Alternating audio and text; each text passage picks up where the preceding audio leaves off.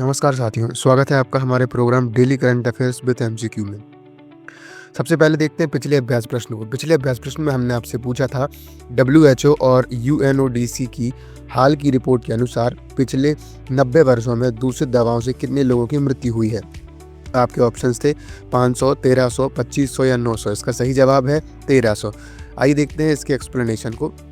WHO और UNODC की एक हालिया रिपोर्ट में बताया गया है कि पिछले 90 वर्षों में दूषित दवाओं के कारण 1300 लोगों की मौत हुई है। इस रिपोर्ट ने वैश्विक दवा सुरक्षा पर गंभीर चिंता जताई है। बता दें कि यूएनओडीसी की स्थापना 1997 में हुई थी, जो कि United Nations drug control programme और centre for international crime prevention के विलय से बना था। अगला सवाल, काजीरंगा टाइगर रिजर्व ने हाल ही में विश्व में कौन सी रैंक हासिल की है जहां बाघों के घनत्व सबसे अधिक हैं। इसके ऑप्शंस हैं प्रथम, द्वितीय, तृतीय या चतुर्थ। इसका सही जवाब है तृतीय। आइए देखते हैं इसके एक्सप्लेनेशन को। काजीरंगा टाइगर रिजर्व असम ने हाल ही में जारी रिपोर्ट के अनुसार विश्व में बाघों की घनत्व के आधार पर तीसरा स्थान प्राप्त किया है। इससे ऊपर केवल बांदीपुर टाइगर रिजर्व और कॉर्बेट नेशनल पार्क उत्तराखंड हैं। बता दें कि यह रिपोर्ट असम के मुख्यमंत्री हिमंत विश्व शर्मा द्वारा ग्लोबल टाइगर डे पर जारी की गई थी। काजीरंगा में बाघों की संख्या हाल के वर्षों में तेजी से बढ़ी है, जिसका मुख्य कारण रिजर्व क्षेत्र का विस्तार और बेहतर संरक्षण नीति है। अगला सवाल, तुर्की द्वारा हाल ही में प्रदर्शित की गई गजाब बम की सबसे महत्वपूर्ण विशेषता क्या है, जिससे इसे दुनिया का सबसे शक्तिशाली गैर परमाणु बम माना जा रहा है। ऑप्शंस, इसका वजन 970 किलोग्राम है। यह 10,000 नियंत्रित कणों को 1 किलोमीटर क्षेत्र में फैलाता है। इसमें थर्मोबारिक विस्फोटक तकनीक है जो तापमान 3000 डिग्री सेल्सियस तक पहुंचा सकती है, या उपरोक्त सभी। इसका सही जवाब है उपयुक्त सभी। गजाब तुर्की द्वारा विकसित किया गया सबसे शक्तिशाली गैर परमाणु बम है, जिसका वजन 970 किलोग्राम है। इस बम की सबसे बड़ी खासियत है कि इसमें करीब 10,000 नियंत्रित कण एक साथ विस्फोट करते हैं, जो 1 किलोमीटर के दायरे में फैल जाते हैं। यह बम थर्मोबारिक प्रकार का है, जिससे विस्फोट के दौरान 3000 डिग्री सेल्सियस तक तापमान उत्पन्न हो सकता है, इतना अधिक कि स्टील और कंक्रीट तक पिघल सकता है। इसके अलावा यह बम F-16 और F-4 फाइटर जेट से गिराया जा सकता है। गजाब अन्य MK सीरीज के बमों से लगभग 3 गुना ज़्यादा विनाशकारी है, क्योंकि यह हर वर्ग मीटर में 10.16 टुकड़े फैलाता है, जबकि पारंपरिक बम केवल प्रत्येक 3 मीटर में 1 टुकड़ा उत्पन्न करते हैं। इससे इसकी किल जोन और सटीकता दोनों अभूतपूर्व हो जाती हैं। अगला सवाल, ज्ञान भारतम मिशन का मुख्य उद्देश्य क्या है, जिसे प्रधानमंत्री मोदी द्वारा जुलाई 2025 में लॉन्च किया गया। ऑप्शंस हैं भारत के सभी ऐतिहासिक स्मारकों का नवीनीकरण, 1 करोड़ से अधिक प्राचीन पांडुलिपियों का डिजिटलीकरण और संरक्षण, सभी भारतीय भाषाओं का शब्दकोश तैयार करना, या ऑप्शन डी भारत के सभी स्कूलों का आधुनिकीकरण। इसका सही जवाब है ऑप्शन बी, 1 करोड़ से अधिक प्राचीन पांडुलिपियों का डिजिटलीकरण और संरक्षण। प्रधानमंत्री नरेंद्र मोदी ने 27 जुलाई को मन की बात कार्यक्रम के 124वें एपिसोड में ज्ञान भारतम मिशन लॉन्च किया। इस मिशन का उद्देश्य भारत की 1 करोड़ से अधिक प्राचीन पांडुलिपियों का डिजिटलीकरण, संरक्षण और वैश्विक पहुंच सुनिश्चित करना है। इन पांडुलिपियों को भारत की आत्मा के अध्याय बताया गया है। इसके तहत नेशनल डिजिटल रिपोजिटरी बनाई जाएगी, जिससे देश विदेश के विद्यार्थी और शोधकर्ता भारत की सभ्यतागत, सांस्कृतिक और आध्यात्मिक धरोहर तक पहुंच सकेंगे। मिशन का बजट 60 करोड़ रुपए किया गया है। सरकार का यह कदम भारतीय ज्ञान प्रणाली को अगली पीढ़ियों तक सुरक्षित पहुंचाने व वैश्विक उपलब्धता सुनिश्चित करने की दिशा में महत्वपूर्ण है। अगला सवाल, सीरिया के अंतरिम राष्ट्रपति का नाम क्या है, जिनके नेतृत्व में सितंबर 2025 में चुनाव कराए जाएंगे।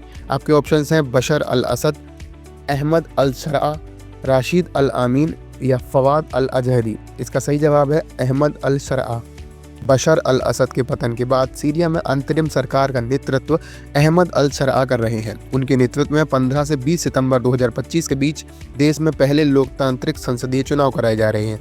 इन चुनावों का उद्देश्य एक नई प्रतिनिधि सरकार का गठन करना है, जो युद्ध के बाद सीरिया के पुनर्निर्माण और स्थिरीकरण की दिशा तय कर सकेंगे। अगला सवाल, वर्ष 2025 के FISU वर्ल्ड यूनिवर्सिटी गेम्स में भारत ने कुल कितने पदक जीते और कौन से स्थान पर रहा। आपके ऑप्शंस हैं 26 पदक 7वां स्थान, 15 पदक 10वां स्थान, 12 पदक 20वां स्थान या 17 पदक 15वां स्थान। इसका सही जवाब है 12 पदक 20वां स्थान। 2025 के FISU वर्ल्ड यूनिवर्सिटी गेम्स जो जर्मनी के रान-यूहर शहर में आयोजित हुए, इसमें भारत ने कुल 12 पदक जीते, जिसमें 2 स्वर्ण, 5 रजत और 5 कांस्य पदक शामिल हैं। इस प्रदर्शन के साथ भारत पदक तालिका में 20वें स्थान पर रहा। प्रमुख पदकों में एथलेटिक्स, तीरंदाजी, टेनिस और बैडमिंटन में शानदार प्रदर्शन शामिल था। पिछले संस्करण में भारत ने 26 पदकों के साथ 7वां स्थान हासिल किया था, जबकि इस बार का प्रदर्शन थोड़ा कम रहा।